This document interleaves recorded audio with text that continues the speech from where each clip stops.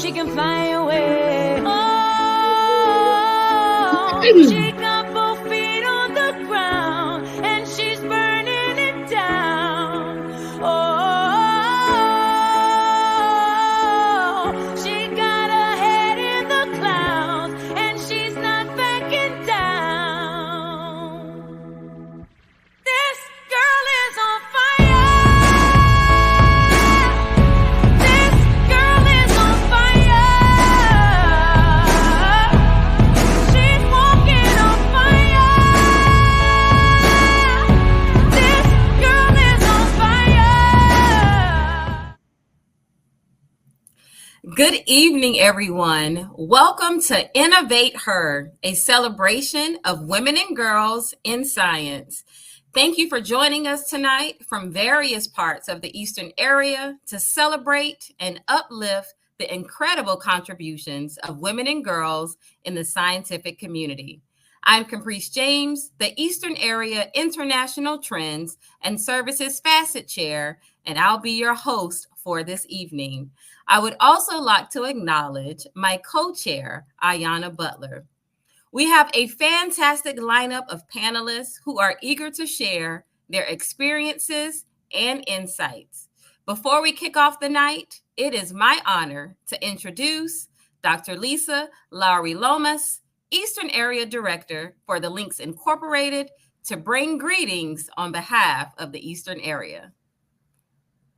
Thank you very much, Caprice, and good evening and welcome to everyone who is joining us. Welcome to the Innovate Her webinar. We are so pleased to have you join us for this inspiring event focused on encouraging Black girls to pursue careers in the sciences. Our esteemed speakers, all accomplished Black women from various elements of the sciences, will share their unique journeys, challenges they faced, and the triumphs they've achieved in their scientific careers. Throughout this webinar, you'll hear about their experiences in various fields of STEM, the importance of mentorship, and how they've navigated their paths to success. We aim to provide not only inspiration, but also practical advice and resources to help the next generation of young women find their place in the sciences. We encourage active participation, so feel free to ask questions and engage in discussions.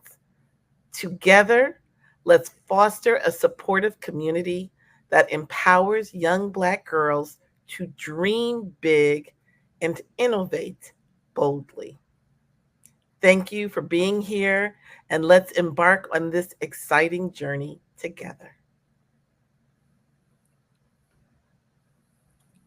Thank you to our Eastern Area Director, Dr. Lomas, for the warm greetings. To kick things off, I'll pass it over to Sherry Amato, Eastern Area STEM Chair, who will introduce our esteemed panelists. Sherry, over to you.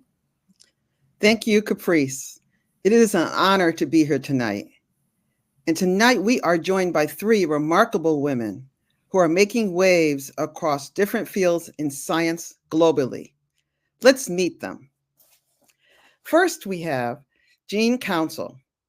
She is a member of the Waterbury Links chapter in Connecticut, where she serves as the Services to Youth Chair and STEAM Chair. Jean is a native of Philadelphia. She attended Temple University, where she received her Bachelor of Science degree in electrical engineering. Jean currently works for Bell Helicopter, a Textron company, as an electronics flight controls engineer. Her group is responsible for software development and testing for the flight control computer, aka the black box. Jean also worked for Lockheed Martin's Rotary Emission Systems Division in the United States and in Turkey. In 2019, Jean received the Rising Technologist Award at the Women of Color Conference. She is a member of the National Society of Black Engineers and the National Society of Parliamentarians. Jean's favorite quote that she lives by is, "Do what you have to do what you want to do." Next, we have Siobhan Kershaw. Siobhan is a member of the Old Dominion, Virginia chapter. Siobhan is a Senior Innovation Advisor within the Office of Technology Innovation at the U.S. Commodities Futures Trading Commission, leading the Commission's strategic direction for digital asset regulation, global collaborations on innovation as well. Throughout her 16-year career, Siobhan has led teams throughout the Commission, serving as the agency's chair of global conferences, including FinTech Forward, Empower Innovation, and World Investor Week, convening innovators and regulators on topics which include crypto and AI. Most recently, she led the agency's first interagency fraud disruption conference, which focused on combating crypto investment schemes. Siobhan earned her Bachelor of Science degree in International Business and Marketing from Hampton University, while simultaneously earning her MBA. She passionately serves her community as a woman of Alpha Kappa Alpha Sorority Incorporated and the Links Incorporated, where she most recently served as the Eastern Program Chair, as well as Hampton University, 40 Under 40 board member, and president of the College Bound 101 Foundation. And next we have Kendra Kirkland. Kendra Kirkland is a member of the U.S. Foreign Service, currently serving in the U.S. Mission to the United Nations in New York City. She joined the Department of State as a management officer in 2010. Kendra served abroad in consular and logistic roles at U.S. embassies and consulates in Point Louis, Mauritius, Ciudad Juarez in Mexico, Toronto, Canada, and Lima, Peru. Her domestic assignments included Crisis Management Officer in the State Department's 24/7 Operations Center and Special Assistant to the Undersecretary of State for Management in Washington, D.C. Prior to joining the Foreign Service, Kendra worked as a test engineer at Sikorsky Aircraft Corporation, a Lockheed Martin company, where she interned during the summers and was selected as a Sikorsky Scholar. She later transitioned to management consulting and is a certified project management professional. Kendra holds a bachelor's degree in aerospace engineering from the Georgia Institute of Technology and a Master of Science in Management from Rensselaer Polytechnic Institute. She is originally from Charleston, South Carolina, and enjoys traveling, scuba diving, and snowboarding. Let's bring our panelists to the stage.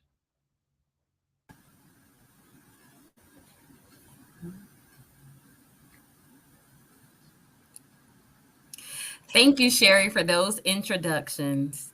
Let's dive into our discussion with our first topic, pathways to international STEM careers. Panelists, can you share some insights on how you started and navigated your journey in the global science arena? And to kick things off, let's start with Jean. Yeah, so good evening, everyone. So, how I started off with my international travels in STEM was as a flight controls engineer. We do a lot of different things. So, I call us like the jack of all trades. We do software, test design, we do integration in lab.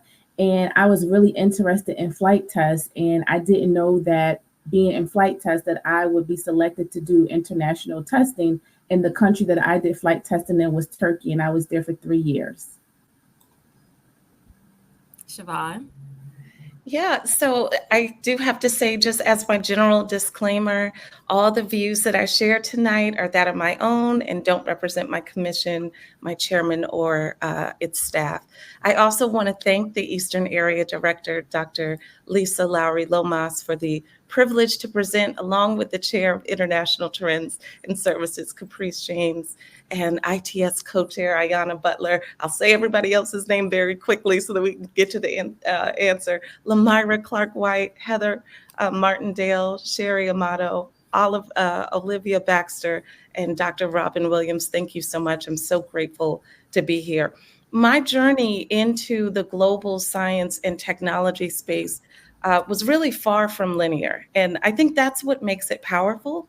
I started my career having graduated from Hampton University, working in marketing for one of the most recognized brands in the world, which taught me the importance of strategy and the power of storytelling. And marketing and advertisement is really about understanding people and trends and how they shape society. And so that curiosity about human behavior led me to financial and portfolio and stock management, where I worked in Chicago, and I learned how to make calculated decisions that impact millions of dollars. But here's where my journey really took a turn, a pivot, if you will. And I have to attribute this to my mother, Evelyn Kershaw, who always said, when they tell you that the sky's the limit, remind them there are galaxies waiting to be explored, right? So my career continued, it was just beginning, and I began to see how digital currencies like Bitcoin and Ethereum were disrupting the traditional markets. And that sparked my move into the world of cryptocurrency regulation. Now, most recently, my focus has shifted to artificial intelligence, another space that is changing our world. And as we see AI influencing everything from healthcare to entertainment, I now work on AI innovation and regulation to ensure that the technology enhances our lives without leaving anyone behind or causing any undue harm. And in each step of my career, I'm navigated by staying curious and never being afraid to pivot. I'm always learning. So I would advise others to never box yourself into one career or one role. Follow your passion, follow your purpose, and monitor where the industry is moving. I've been really fortunate to kind of witness firsthand how innovation can shape global industries, and I'm excited to see what's next. I love that. Remind them there are galaxies beyond the sky. I love that, Siobhan. Over to you, Kendra. Kendra, you're on mute. Apologies. Good evening, and it's a pleasure to be here. I would say my journey was just like Siobhan's, probably unplanned, and it was one of those things that took a very circuitous route. I started off studying engineering at Georgia Tech and got introduced to the helicopter industry through an internship at Sikorsky Aircraft. So like Jean, I also started out as a test engineer in the helicopter industry.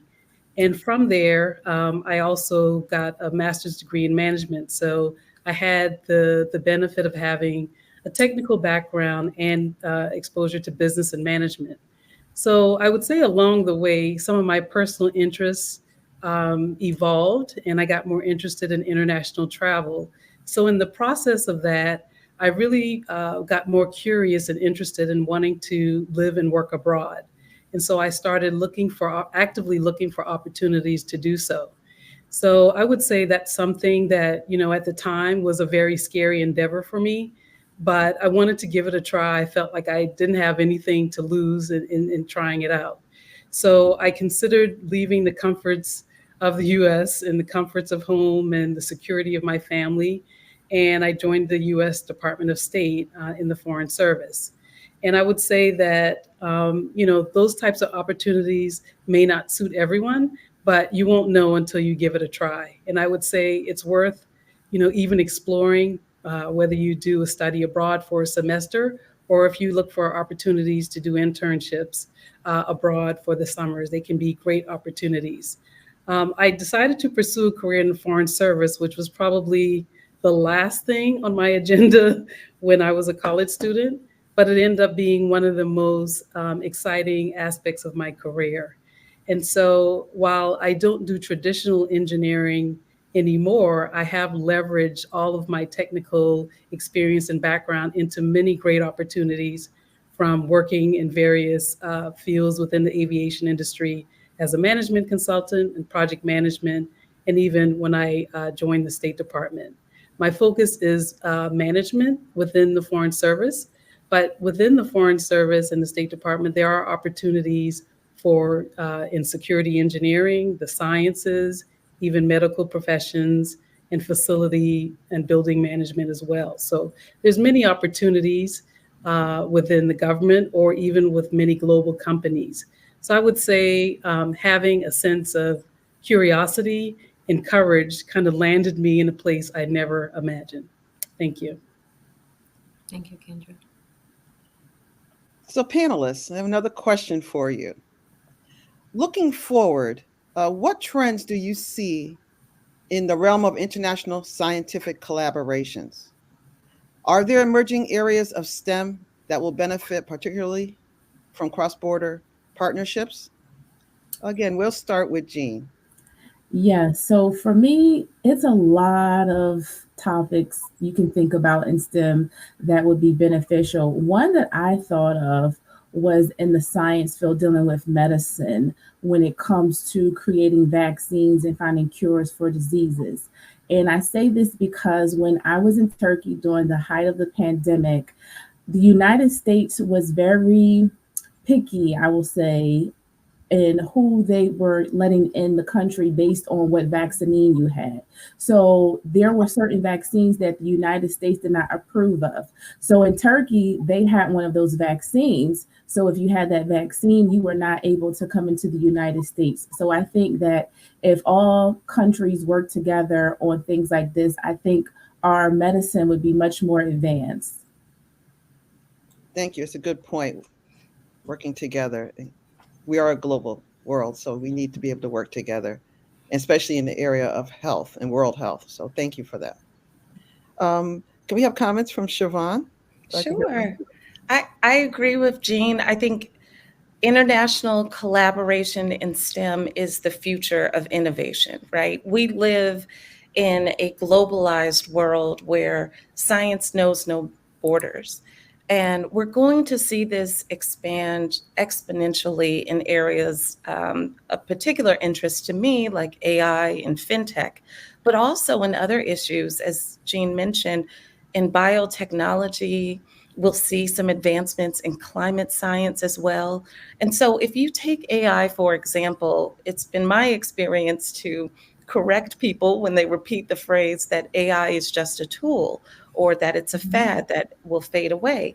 AI is not just a tool, it's a brain. It's a brain that is programmed to solve problems and anticipate problems. And it's not just about creating smarter machines. It's about solving some of the world's most pressing issues. But we can't do it alone. As Jean mentioned, it doesn't work in isolated silos, right? So currently, there are ongoing collaborations with AI companies, with governments, with academic institutions globally that are creating platforms to bring AI driven personalized learning to students in developed nations. And the European Union and Japan are even working together on developing ethical AI governance frameworks that address privacy and data protection and fairness in AI systems. And there are even examples in agriculture, right? There's a system called the AI for Agritech. And this is an initiative that's in India where they're using AI to optimize crop management, irrigation, and pest control. Can you imagine a life without mosquitoes? And there are these young people like Emma Lang, who is 14, who created the Timeless app. Now, this is brilliant. This uses facial recognition and AI to help Alzheimer's patients all over the globe remember their loved ones and remind those patients to complete daily tasks like taking their medicine or working through their routine. And at 10 years old, there's a young lady of color named Samara Metter who saw the need to address the lack of early exposure to AI and coding to young girls. So she created this app called Coder Bunnies, and it's a board game that teaches kids the basics of AI and coding. And her mission is really, again, to empower young people, especially girls of color, to learn programming early and prepare them for an AI driven future. But if we zoom out a bit, we know that AI is being used to develop new medicines faster and predict climate change platforms and patterns and even improve crop yielding and farming. And to make meaningful change in the world, like these examples, countries need to collaborate. The trend is very clear. Scientific collaboration across borders will drive breakthroughs. So by sharing these resources, the data, the expertise, we can tackle these problems collectively so that no one is left behind. And so if you're thinking about any future in STEM, you must think globally. Okay.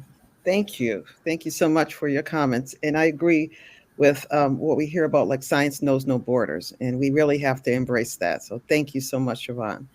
And now, Kendra, I'd like to hear from you. Thank you. I also agree with my fellow panelists in terms of artificial intelligence and the limitless boundaries that can unleash for science and technology across borders. When I think about this, I think about early in my career, I worked on a helicopter called the S-92 for Sikorsky aircraft. And at the time, that was a pretty innovative project where Sikorsky was the lead designer, but they worked with 5 other countries, international partners, for the design and manufacture of this particular aircraft. So Japan, China, Brazil, Taiwan, and Spain all were collaborated on the design and manufacture of this helicopter. And what probably took multiple years to produce to get to final product probably now would be reduced exponentially. But I thought it was a very interesting project at the time. There was one country that was responsible for designing the main cabin. There was another part that was responsible for designing the pylons, the landing gear, the rotary system, the cockpit. And I mean, it was just really an amazing collaboration across borders. So I think that's an excellent example of what was done in the future, was done in the past, but with the tools and the technology that has emerged since then, it will change the speed of development by light years. And so I just think there are limitless opportunities there. Thank you. Thank you very much, Kendra. Thank you. And thank So all panelists.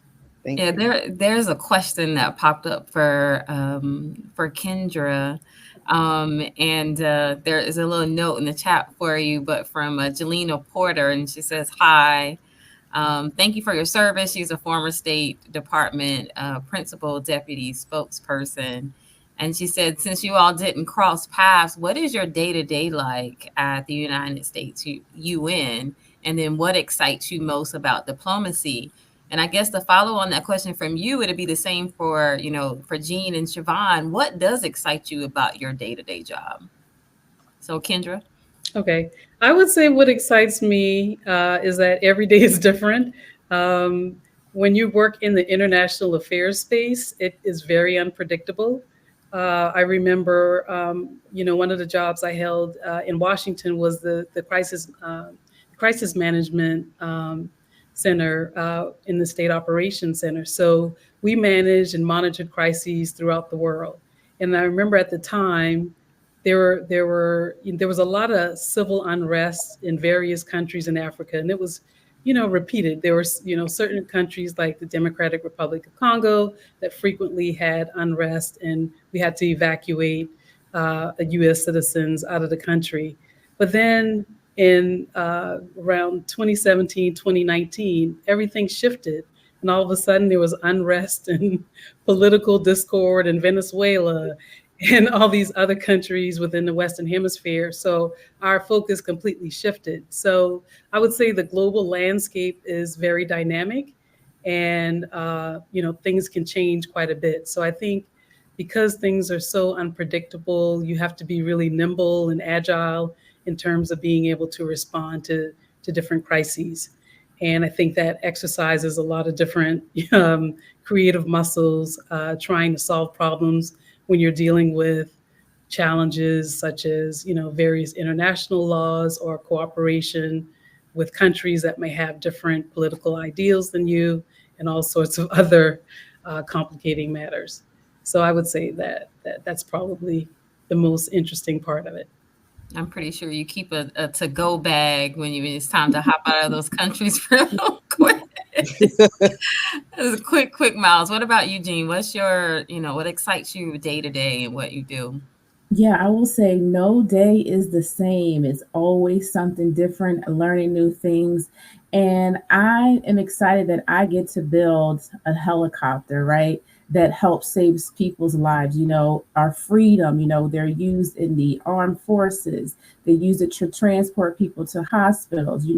Police forces use them. So I'm just excited to help out and save people's lives in any way.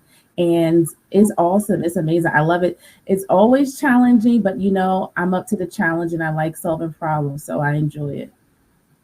A follow-on question for you for that, especially because you're building planes. Do you see a lot of people that look like us building planes with you? No, I can actually tell you an example. I was doing a training course where I was going over the flight control computer, the different systems that we have and how it works. And all the counterparts that were teachers with me, they were male. And one of the persons, he said, "What are we having for lunch today?" And I said, "I don't know. I hope it's good." Like yesterday, because all of the females were in HR and they would tell us, "This is your agenda for the day. This is what you're teaching." And just so happens that we were sharing a classroom. And when he saw me go up and teach, and he was like, "You're an instructor?" I said, "Yes." He said, "Oh, wow. I'm so sorry. I didn't know you were an instructor." And I said, "It's okay. It's fine." So I'm always advocating for young people of color to be in engineering because it's not that many of us. And when we see each other, we're like, "Keep going. You got this." Yeah, thank you for sharing. And Siobhan, what about you? What about your day to day? Because AI is the hot topic for everybody right now. So, what does your day to day look like? It absolutely is, Caprice. Ultimately, AI represents the next frontier in how we live and work and interact in the world. And so, what excites me most is really its potential to shape and reshape the future for the better if we use it wisely, right? And so, it allows us to empower creativity and innovation. It's got the ability to help us augment human creativity. We can generate music and art. We can design new products. We can use it as the brain that it is to program what we want. We can solve global challenges. Oftentimes, in my line of work, I am collaborating with other innovators, with other regulators to see what challenges are ahead of us and how can we solve those challenges. Most recently, you heard during the bio intro that one of our most recent accomplishments was working through the interagency crypto investment scam conference. And this was allowing us to really tackle at the heart of the matter some of the issues that have been pervasive among Americans, which is going from friendship to fraud very quickly. And operators name this term pig butchering because they are luring individuals in, fattening them up, and extracting from them money in the form of crypto and making people lose their investments. So every day we are faced with different challenges that affect the globe, that affect all types of demographics and every walk of life. And AI is allowing us to disrupt some of the things that cause harm. It also allows us to expand on access and inclusion. It allows us to break down some of the barriers of education and healthcare and economic opportunities. It's making some of these services that traditionally were fairly expensive a little bit more affordable and accessible to the rest of us. And that gets me really excited because I want communities of underserved persons to have a level playing field, right? There's also this opportunity to kind of enhance your speed of discovery or shape the future responsibly. It excites me as well as that there's a challenge in ensuring that AI is developed and used ethically. And there is room at the table for women of color like these brilliant women on this panel to help create a new era of responsible innovation where we don't have to question who is behind the coding, right? Because we've managed the checks and balances. So again, it's an exciting world because it represents the next frontier and it presents so much opportunity for our communities in particular. Yeah, thank you for sharing, Siobhan. I think one of the things you hear so much is people are afraid. I mean, it even reminds me of just our electric vehicles. It's the one question I get every day because I drive, and they're like, well, aren't you afraid? And I'm like, are you not afraid that gas is going up and I just plug in and go? I will always have solar. But also just what we can do in shaping it. And I think with Kendra's role too, like at the UN and with us here in the height of the United Nations General Assembly right now, getting ready to start, AI has been at the topic because we're leaving countries behind as it's developing, and what can we do? So the question I have for you all next is, what advice would you give to young scientists who are interested in establishing international careers, and particularly in this STEM space? And then what are some common pitfalls they should try to avoid? And I'm going to go to Jean, to you first to answer that. Yes, I'm going to try to keep that short because there is a lot of things. I will say one, continue to learn, never stop learning because there's always something new. As mentioned, technology is always changing, AI in all different areas with the medical field. I will also say don't be afraid to fail. We have inventors that didn't get it on the first try. They kept trying and trying until they perfected their craft. And we have some amazing things today. I will also say, ask questions, because if you don't ask questions, you will not know. And take a chance. Don't play it safe. I will say I'm the play it safe person. I live in my safe little square. But when it came to my career, I know that if I wanted to elevate and do the things that I set out for myself, I had to take a chance. And I will say in my career, I have taken chances and it has gotten me to places that I never imagined that I would be in my career. And you have to speak up for yourself, have a voice. Don't let anyone try to talk for you or convince you to do something. You have to be your own person and use your voice because your voice is powerful. And I would say learn languages too. So when I was in Turkey, I learned, certain phrases to help me get through. Like, for example, Günaydin is good morning. And when I would go to places, Günaydin, merhaba, and that's hello. And they would get so excited. You speak Turkish? You speak Turkish? And I'm like, no, I don't speak Turkish that much, but I'm learning because I'm here so much and I want to communicate with you the best way that I can. And then once they see that you're communicating with them, they'll be more lenient to help you and do things with you and try to help you whatever you're doing. And I will say the last question, what are common pitfalls that you should try to avoid, is not understanding their culture and understanding their language, because something that we may do in our culture may be offensive to them. They don't do things like that. So those would be my advice for you all. Thank you, Jean. Siobhan? Jean, I have to say, even before I answer, I love that. Be courageous in your career. I'm going to take that and put that on a Post-it somewhere. I think that is so good. I will agree. I think if you're aiming to build an international career in science or tech, you're already on the right path, right? Because the world needs global thinkers and the world needs you. My advice is be a triple threat with the triple A's. I'm a visual learner. I'm a visual person. So if you imagine the 3 A's, AAA, right? Adapt, align, associate. Adapt to the situation, align with international perspectives, and associate with global thinkers. Adaptability is key. At the beginning of this, I shared how I imagined my career in international business based on my degree from Hampton University. I thought that would sustain me in marketing, but I actually work in AI and blockchain technology. And science and technology are industries that are continually evolving so rapidly. And so you might start your career in one area, solving one kind of problem, and then within a few years, you could be tackling something completely different. And so the goal is to keep upskilling, learn how to code, study data science, explore artificial intelligence, be open to learning from other cultures and disciplines. And that's the second A, align. Cross-cultural skills and perspectives are just as critical as your technical knowledge. One common pitfall I see people focusing on too narrowly on their technical skills, and they neglect the human element.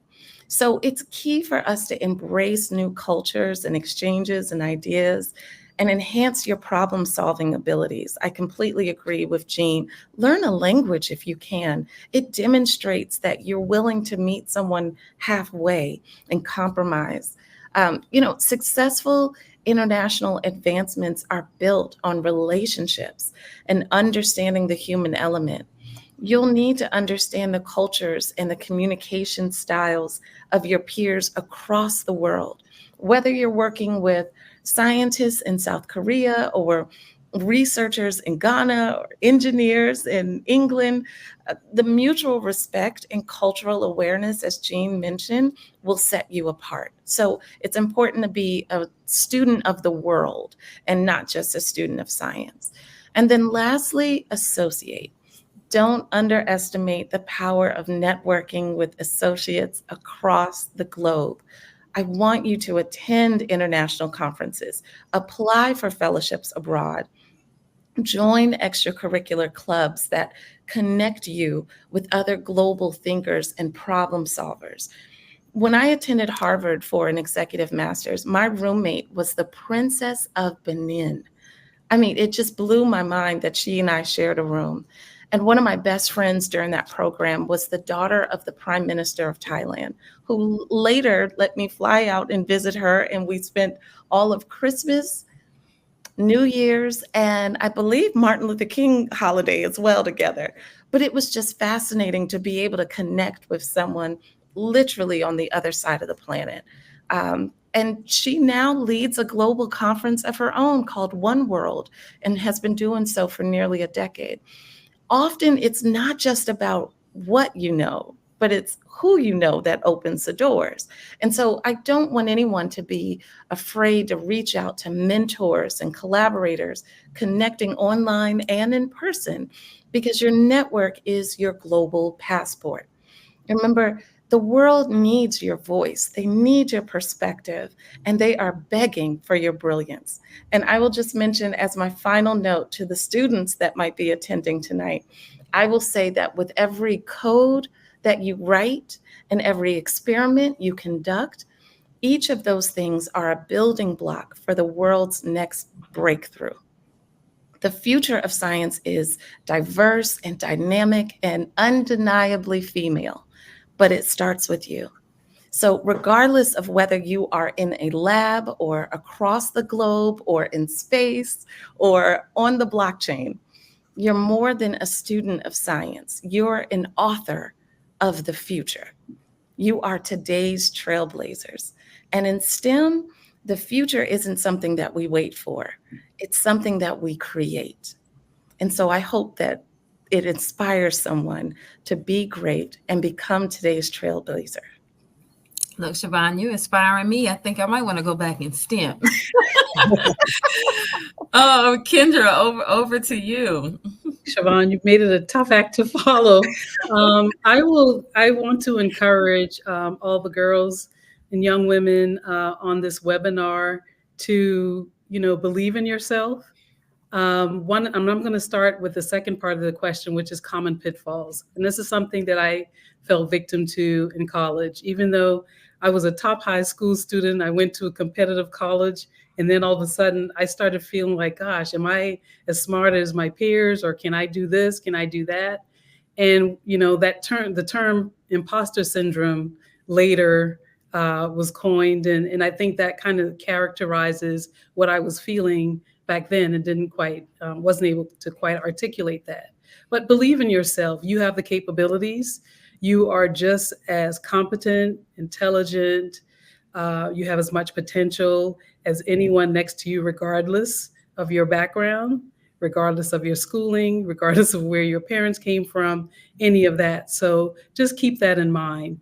I think intellectual curiosity can launch you farther than you could have ever imagined. So I just want you to keep in mind that, don't underestimate your talents and your gifts. and be leery about comparing yourself to others.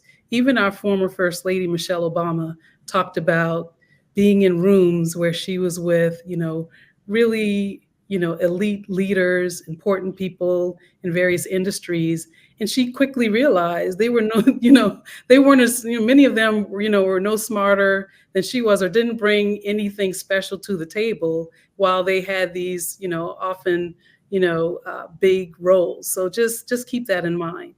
Some of the tips that I would recommend for pursuing a global career in STEM, in the sciences, would be, as the panelists have already mentioned, continue to learn and grow. I mean, science, technology is constantly evolving and changing. So I think keeping your skills sharp will always, work to your advantage.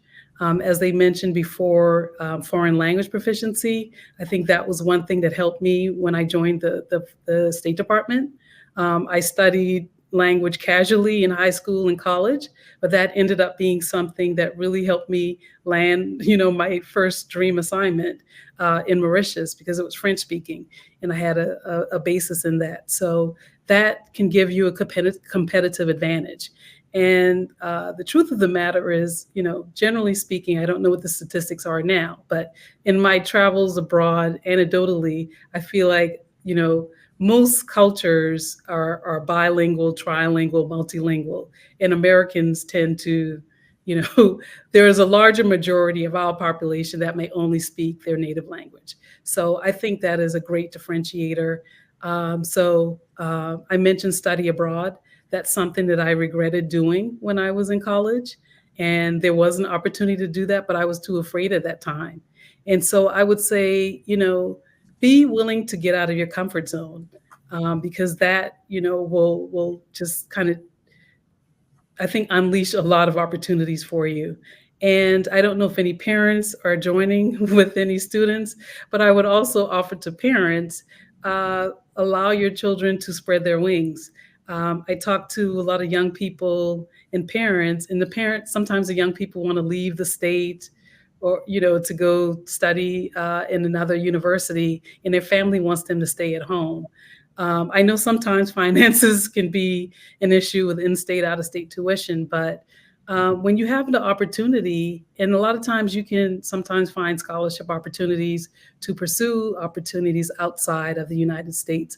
So take advantage of that, and encourage your family and relatives to be supportive if you have a desire to leave home and explore opportunities to study abroad. I think they're exceptional, and you can do that for a short period of time and see how the experience is for you. Many universities have satellite schools in countries abroad, or they may have partnerships with overseas universities. So I would encourage students to look into chances to do that. And with that, I'll turn it over to you, Sherry. Thank you. Thank you very much. And as we start to wrap up our panel discussion, let's recap some of the key takeaways from tonight's conversation. And I tell you, I even learned so much. And I can also say, Jean, from a language standpoint, I too, when I was traveling in country in Poland, a rural part of Poland, I too had to learn some words and some languages. I was also training engineers in Poland and had translators with me. Yet I knew I had to learn the language in order to be able to have basic communication. So I understand that's so important. And that was a key takeaway that I took from today, is that we have to have language proficiency. We need to be able to learn languages and be comfortable outside of our comfort zone. We have to be able to navigate those spaces. But again, we learned so much this evening. We learned about how important meaningful collaborations are. We have to understand that technology is changing, and sometimes it frightens us. And so we have to be able to explore and understand that technology can work for us globally. And so how we do that, we have to understand there are certain frameworks. AI is something we hear a lot about, but many of us may not understand. And I tell you, it's important that we understand the idea of data science and machine learning, and the impact on us every day. Whether we believe it or not, we're using AI every day. So that's what we've heard. We talked about how it can solve the world's problems. We talked about the ethical frameworks that we should consider that are there, and we just have to understand and take advantage of them and not be afraid. And also thinking about AI for agritech, we've heard about how it could impact not only medicine, but agriculture. So we learned a lot about that, things that we may not have known. There's also health in terms of like apps, like the time app you spoke of. I know people, and many of us know people that are suffering from dementia and Alzheimer's, even in my own family. And to think about how that app could really impact us is just amazing. Additionally, we heard about the idea of solving global challenges and being open to what that means in an international space as we consider technology and as we consider working in say for the Department of State, like Ms. Kirkland. Like what we understand, it's important that we understand that there's international considerations to crises and how we react to those in the United States and abroad. Because right now we hear a lot about what's going on and we all care and are concerned. And many of us live and will be working in some of those areas. We have to be able to be flexible. One thing I did hear just in general was about how every day can be different in the global arena, right? No day is the same. uh, we have to keep learning and use technology in a way that can help us be able to navigate those spaces. Additionally, we can also serve those that are in need using technology and using our experiences internationally. And guess what? From a career standpoint, don't play it safe, right, Jean? Right, Siobhan? Right, Kendra? We can't play it safe. We have to really be able to take those challenges and meet them head on. Um, Also, like what Kendra had mentioned about parents, your kids want to travel internationally. Oftentimes, they want to go to those colleges that might be on a different coast. My friend's daughter actually went to school in Japan. They thought there was something wrong with her. Why would you want to go to college in Japan? She had twin daughters, and they both ended up doing quite well. And they were foreign language. They learned Japanese, and they also were in the tech space. So we have to be able to understand and embrace what could be different and what could be challenging and opportunities for all of us in those spaces. So I want to say thank you to all of you panelists. You are amazing. And I want to thank you and thank you and thank you. I cannot thank you enough for your insight. And I'm going to take some of those things to heart with me in my career as well and my mentoring. So again, thank you for your insight. Thank you, ladies.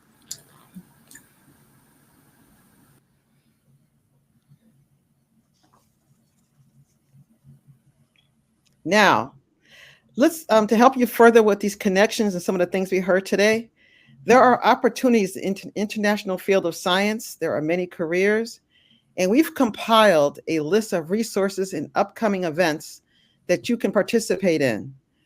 So I would like to just share some of those with you at this time. And so what you see on top is just some of the URLs and websites that link to Bell Helicopters careers site and the CFTC career site, and also the Department of State's career site. So if you're interested in any careers, internships, and learning a little bit more about each of these entities, please make sure you visit those sites. Additionally, we have the National Society of Black Engineers, which is a great national and international resource for engineers and STEM professionals of color and STEM students, including our youth. So please, go into nesb.org. It's a great and engaging site. We also want you to visit from the UN, the International Science Council. And so that website is listed there. And additionally, there's a lot of funding and initiatives from the National Science Foundation that supports women and girls in STEM. We encourage all of you to visit these sites to gain more knowledge and more information about STEM and about careers and potential internships. And listed also are just 3 events that are happening in the Northeast that I would like to share with you. One is the WIS FIRE, is the Women in STEM Frontiers and Research Expo, taking place on September 20th, that is tomorrow, at the Yukon Stores campus. The next event is taking place October 12th on a Saturday is STEM Fest 2024. It's taking place at Mount Vernon High School in Alexandria, Virginia. And then there's the HBCU STEM US Research Center. They're sponsoring a 2024 STEM Center Conference at Virginia State University, one of the HBCUs in Petersburg, Virginia, taking place October 31st through November 2nd. So these are just some events and some resources we wanted to share with you. And again, I want to say thank you. Okay, so we have time for a few questions. Just looking at the time, it's always great when we're a little bit ahead of time. We do have one question for Siobhan, and this is from Davidson. It says, "How seamless was your transition from marketing to more complex fields like fintech, blockchain, and AI? And what challenges did you encounter while making that shift?" Yeah, the shift was dynamic. I'm not going to sugarcoat it. Because I was moving into more of an area that required a little bit more computer knowledge, right? Computer programming, understanding the engineering of coding. There was a tremendous learning shift and a learning curve that I had to tackle myself. Because when I was looking first at going into fintech and cryptocurrencies, I didn't have a lot of sponsors or mentors to really advance my career. I had to rely on people from other communities to help me and expose me to the areas that I needed to be, the conferences I needed to attend, and the folks that I need to speak with. Once I got into that space, I made sure that I told everyone so that that door could be opened for others, not just of my generation, but those who are older and younger than me. So I would say, if you're interested in making a transition into the fintech space, into the crypto space, into blockchain technology, there are wonderful options available to you online, whether you are interested in paying for them. So I had paid for classes and attended Cornell University during the pandemic to make sure that I was getting up to speed. Cornell has a fantastic curriculum of AI, of fintech, of crypto, understanding how it integrates with traditional banking, how consumers are using it, how was it programmed in the back end. But even if you don't have an opportunity to spend the money to go to an online class, perhaps you have the opportunity to visit the very well-known YouTube University, where there are plenty of courses, some of which even as high as MIT, that offer the basics of fintech or financial technology.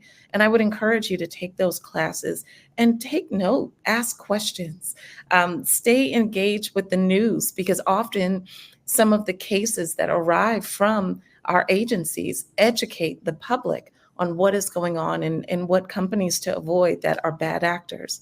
So I would say the transition was not easy, but it's not impossible, right? If you put your mind to it and choose to become well-versed in that area, you can certainly accomplish many things. Yeah, thank you, Siobhan. I would say just a question and of interest, and particularly for any of our students that may be here. You know, what was just some of you all's favorite duty assignment in a country, like where you worked? Because I think that's the, you know, those of us that travel internationally, the question is, you know, is it safe for Black people? You know, how did they treat you? You know, so Kendra, with you, what was your favorite, you know, country that you were in? By far, my favorite country was Mauritius. And it was a country that before I joined the State Department, I had never heard of. But it's an absolutely beautiful island nation in the Indian Ocean.